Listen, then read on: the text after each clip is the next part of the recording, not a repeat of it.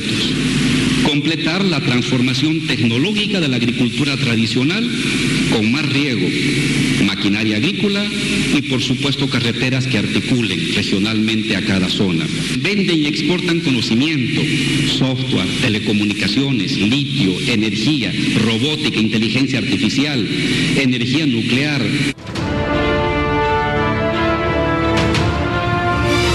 El vicepresidente ha sido muy claro, ha proyectado 3 desafíos importantes para la patria que tienen que ser consolidados, ha dicho en los próximos años, como el tema de la consolidación de la industrialización de las materias primas, el fomentar la expansión del agro, ampliando la frontera agrícola, ha hablado también de ciencia y tecnología, con créditos, becas para jóvenes y obviamente haciendo énfasis en la profesionalización de nuestros jóvenes. A ver, Marianela. Bueno, ha sido claro el discurso del vicepresidente, que te pone en ese plan de desafiarnos como bolivianas y bolivianos, lo que antes no soñábamos, ¿no?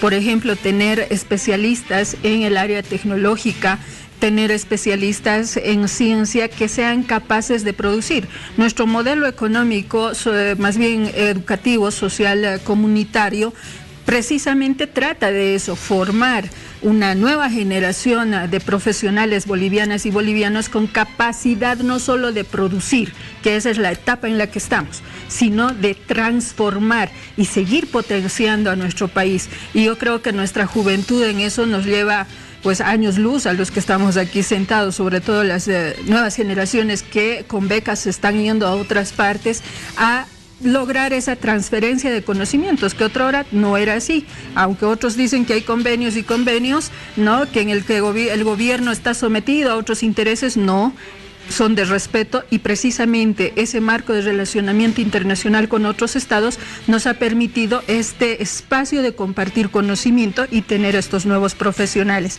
El otro reto que tiene que ver con esta misma lógica de transformación del Estado boliviano para ir cosechando esto que ya se ha sembrado es la industrialización, pero en el área tecnológica. Entonces yo creo que ese es el otro desafío que está en todas y todos nosotros, de acompañar sobre todo a nuestras nuevas generaciones. Y la clave ahí son las escuelas, son las universidades. Por favor, yo estaba revisando sus modelos educativos y su puesta en práctica del modelo en los niveles escolares. Todavía falta aterrizar más en cómo traducimos la enseñanza del tema comunitario con esta lógica de nuevas generaciones con capacidad de transformación. Y luego la industrialización selectiva que decía precisamente, vamos a tener todavía un buen marco de tiempo en esta lógica. Ni los países del primer mundo, como se denominan, todavía no han alcanzado a deshacerse de ese nivel primario de explotación de los recursos y generación de recursos económicos en paralelo para sus países. Entonces, pero se ha dado grandes pasos y eso lo ha reflejado también el vicepresidente en su discurso de esta mañana. Cacho. Decía al principio del programa, si la democracia todavía funciona en el país, este debería haber sido el último discurso de Álvaro García Linera en un 6 de agosto y el penúltimo discurso como vicepresidente antes de que haya un cambio de gobierno siguiendo las reglas democráticas, siguiendo la Constitución. Y Álvaro García Linera ha tenido un lapsus, no sé si ustedes lo han visto, lo han escuchado en su discurso. Tuvo un lapsus cuando se refería al tema de la violencia contra las mujeres. Yo no sé si se trabó o se trapapeló o algo pasó en su discurso, pero incluso hubo un silencio de unos segundos en este tema que es crucial, porque la violencia contra la mujer es tremendamente grave en el país. Y pese a las leyes, pese a este andamiaje normativo, se siguen matando mujeres todos los días en el país. ¿Qué es lo que deberían hacer gobernantes responsables? Es primero evitar la misoginia desde las altas esferas del gobierno. Y lo segundo es dotarle a las mujeres las posibilidades de ejercer sus derechos de la manera más clara y más fehaciente como Estado. Entonces, esta es una deuda también pendiente, no es un tema menor. El tema de la violencia contra las mujeres es tremendamente grave y como sociedad tenemos que impulsar su resolución y para ello nosotros también tenemos propuestas concretas. En el tema de los motores económicos, Álvaro García Linera dijo, se vienen nuevos motores para la economía, el litio, el hierro, el zinc, pero han destartalado el motor de los hidrocarburos, donde no han hecho inversiones importantes para el tema de la exploración, donde ha habido hasta corrupción, sino porque don Santos Ramírez está en la cárcel, o otros presidentes de YPFB, o porque han hecho corrupción con los taladros. Han destartalado el motor de los hidrocarburos, que hasta ahora los bolivianos no percibimos una gran industrialización sobre ese tema. Habla del hierro como un motor que se viene, y la Jindal. El fracaso del hierro en el Mutún con la Jindal. Eso no dice nada. Ese motor quedó fregado antes de que comience a funcionar, porque hubo irregularidades en la contratación de esa empresa. Y si hablamos también del tema de la visión hacia el futuro, es mi criterio personal.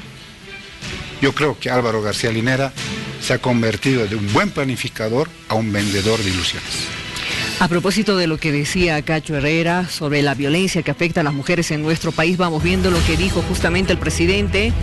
Todos como sociedad debemos hacer un pacto para garantizar una vida libre de violencia para las mujeres. Marcelo.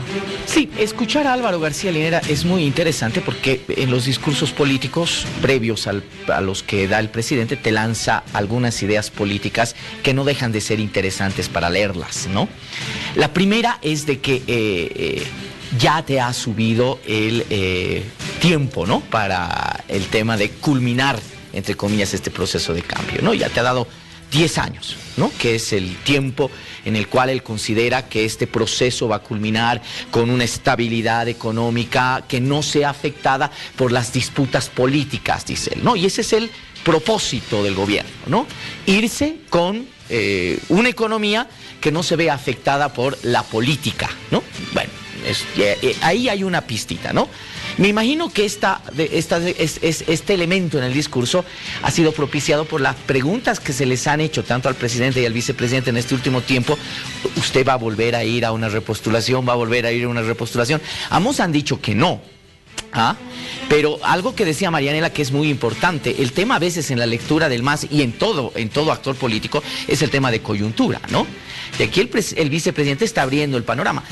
Y yo creo que va más allá todavía, les comento. Me parece que todo el ensamblaje discursivo, si es que Evo Morales es reelecto, va a ir a que Evo Morales sea el presidente del Bicentenario, ¿no? Yo creo que eso también va a ser un apunte del aparato del movimiento al socialismo con toda certeza, ¿no? Bien, esa es la pistita, la primera pistita que nos damos. Segundo elemento que me ha llamado la atención muchísimo del discurso del vicepresidente es la interpelación nuevamente a lo étnico, ¿no? Una muy, pero muy fuerte interpelación a lo étnico, ¿no? Rescatando el papel de los pueblos indígenas en el proceso de liberación, pero además estableciendo una especie de condena a una nueva categoría que lo utilizan mucho en el ámbito de la interculturalidad y todo eso, la blanquitud, ¿no? Lo ha mencionado 2 o 3 veces como un elemento que no deja de ser importante y nada menos, ¿no? Dicha por el vicepresidente del Estado plurinacional, ¿no? Es decir, este espacio ha sido quitado, ya no está absorbido por el tema de la blanquitud, etcétera, etcétera, ¿no? No deja de ser interesante. El otro elemento, cuando habla de la violencia, el tema de las mujeres, le echa, por supuesto, toda la carga a la herencia colonial, ¿no? Es decir, la colonia es el producto fundamental, uno de los productos fundamentales de la colonia es esta especie de lógica feminicida, no lo dijo así, ¿no? Pero que se tiene en el país. Y bueno, luego te entra a la propuesta de los números y a lo que todavía hay que hacer. Creo que si hay un elemento de programa de gobierno, lo da el vicepresidente, porque te menciona 3 pilares y 3 ejes fundamentales en la propuesta vicepresidencial.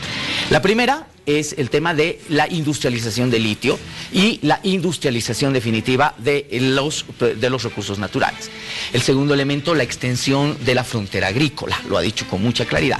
Y el tercer elemento es el tema de innovar en la economía de la ciencia y tecnología, ¿no? Esos son, digamos, esos elementos de propuesta.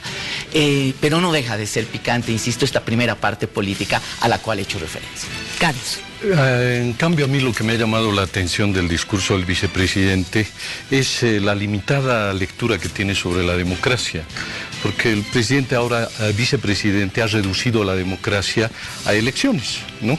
Cuando la democracia es mucho más que eso, ¿no? Es primero respeto a la Constitución, a las leyes, respeto a los derechos ciudadanos, y una cosa que él mismo está violando, ¿no? La alternancia en las estructuras de poder.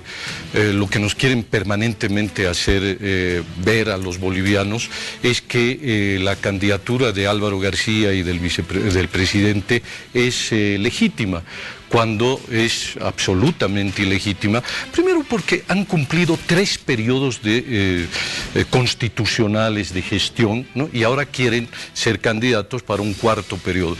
Yo realmente... Paréntesis, no solo creo un cuarto. No, está bien, todavía es más terrible si aspira a eso, porque entra en una franca contradicción, ¿no es cierto?, con esto con lo cual concuerdo con Marianela, en sentido de que la continuidad de un liderazgo de estas características, de este atornillamiento al poder de Álvaro García, ya son unos viejitos de 60 años, ¿no es cierto?, son contemporáneos nuestros, es decir, hablarle a la juventud de renovación, en algo que coincido con Marianela, ¿no? Si es el tiempo de la educación, de las universidades, de los intelectuales, de los profesionales, y fíjate que Álvaro García Linera, o sea, ni profesional es, porque no tiene título universitario, ni siquiera ha hecho el servicio militar, y él me va a venir a mí a decir, ¿no?, o sea, que este es el tiempo de la profesionalización. O sea, lo primero que tendría que hacer Álvaro García Linera es cumplir su palabra. Fuiste tú, Álvaro, el que dijiste que un referéndum se gana o se pierde por un voto, y eres tú el que está irrespetando la Constitución, y lo que es peor, te estás burlando del voto ciudadano, de esos ciudadanos que fueron a las urnas, convocados por ti, por tu gobierno, y eso es una verdadera violación, una verdadera burla. Por eso es muy poco creíble todas las afirmaciones que haces en un discurso presidencial. Permítanme, ya para ir cerrando, redondeando, por favor, conclusiones, ya lo final que ustedes puedan decir con relación al mensaje del presidente, del vicepresidente. Les vamos a dar 1 minuto 30 a cada uno, por favor, que comience Cacho Herrera. Muy bien, muchísimas gracias. Está claro que hoy hemos visto discursos del presidente y del vicepresidente que muestran, yo creo que con mucha claridad, el agotamiento de un proyecto estatal que encarnó el MAS. Eso está clarísimo. Este agotamiento tiene que ver con que el gobierno está hundido en la corrupción, en la ineficiencia, en la incapacidad, en la intolerancia, en el prorroguismo y ahora en el manejo electoral del conjunto del gobierno. Yo creo que la gente de a poco se está dando cuenta que hay esta opción agotada, esta opción terminal, frente a una opción fresca, renovada, y que le ofrece esperanza y futuro al país. Y no quiero dejar mis intervenciones sin decir una cosa que a mí me pareció tremendamente desconsiderada, con un personaje latinoamericano, que es el expresidente del Uruguay, don José Pepe Mujica. Estuvo de invitado, pero que ni habló en el acto. Al parecer, yo por la revisión rápida que hice de los medios, tampoco ofreció ninguna declaración. Traer a semejante personalidad latinoamericana para hacerlo sentar y prácticamente convertirlo en un florero, claro, me pareció una desconsideración. Muchas gracias, Cacho. El discurso del presidente y vicepresidente muestran ya un agotamiento del proyecto estatal que ha encarnado el MAS, lo ha dicho Cacho Herrera. El turno de Marcelo Silva. Sí, 1 minuto 30. Cacho ha mencionado algo que me parece importante, jugar un poquitito con la imaginación, ¿no? Él dice que este debería ser el último mensaje del presidente y del vicepresidente del 6 de agosto. A ver, si uno juega con la imaginación y el próximo 6 de agosto Evo Morales y Álvaro García Linera están dando el discurso nuevamente, indudablemente habrá que ver el tema de pedir facturas. Y esas facturas se las tiene que cobrar a este liderazgo de las oposiciones políticas que no se han puesto de acuerdo, en un objetivo común. Y ese objetivo común era Evo fuera de Palacio. Al parecer, todavía hay oposiciones o parte de las oposiciones políticas que les conviene que Evo Morales siga en el poder político. El segundo elemento, si es que hay otros presidente y vicepresidente el próximo 6 de agosto, será que lo intangible le ha ganado a lo tangible y que la sociedad ha elegido indudablemente, más allá de la estabilidad y otros criterios, el respeto por la justicia, por la Constitución, por el voto, etcétera, etcétera. Pero ¿sabe quién tiene la última palabra? La última palabra la tiene usted, y los interlocutores habrá que ver cuán éxito puedan tener.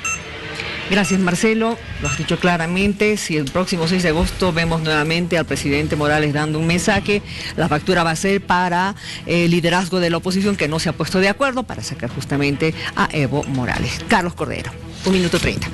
Muchísimas gracias.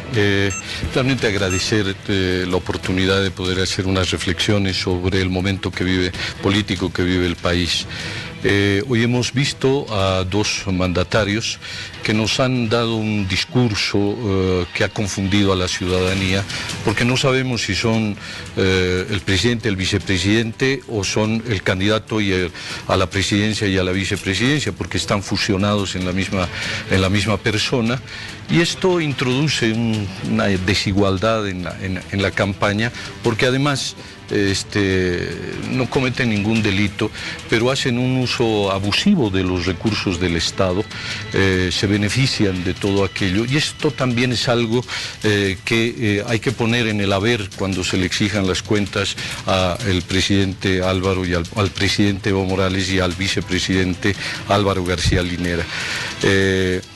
Finalmente, creo que este discurso ha sido una especie de recuento de un ideal de país al cual quisiéramos llegar, pero han tenido 13 años, 3 periodos constitucionales, y todavía estamos con serios déficits, y uno de ellos es el tema de salud, y esta tragedia que ha pasado con esos jóvenes bolivianos médicos, y de estas profundas demandas de los bolivianos de un mejor servicio de salud. Muy bien.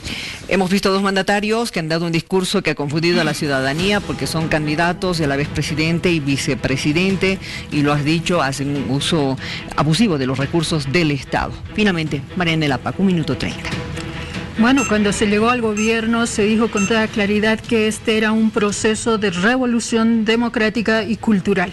Es un proceso en el que sí se ha profundizado la democracia, no se ha reducido de ninguna manera, más bien es visible materialmente ese tejido que se ha armado, participación directa más que nunca en la toma de decisión de las cosas del Estado. Se tiene un país altamente productivo que no ha dependido de los precios internacionales de los hidrocarburos, por ejemplo. Por eso se tiene estabilidad económica y el desafío es mantenerlo. Tenemos buenos pronósticos en el tema. Hemos dicho que vamos a hacer una Bolivia digna y soberana, algo que es ajeno al vocabulario de ciertas personas, porque si esperaban que Pepe Mujica diga algo sobre nuestra realidad boliviana, ha sido palabras más sabias de Pepe Mujica cuando dice: el problema es de ustedes y ustedes tienen que resolverlo. Y nuestra política internacional se basa en el no injerencismo, vale decir dignidad y soberanía del país, que como nunca hoy se garantiza, y es lo que hay que ir cuidando. En ese contexto se han movido ambos discursos en esta jornada, que es el día de todas nosotras y nosotros. Un abrazo a toda nuestra gente, Miriam, muchas gracias. Un abrazo para ti también, gracias Marcelo, Marianela, Cacho, Carlos, muchas gracias por el aporte que ustedes están dando hoy. Los vamos a estar invitando en una próxima oportunidad para abordar otra temática que tiene que ver justamente con estas jornadas preelectorales, puesto que estamos rumbo justamente a las elecciones de octubre próximo en Bolivia Decide. Muchas gracias a ustedes por haber estado.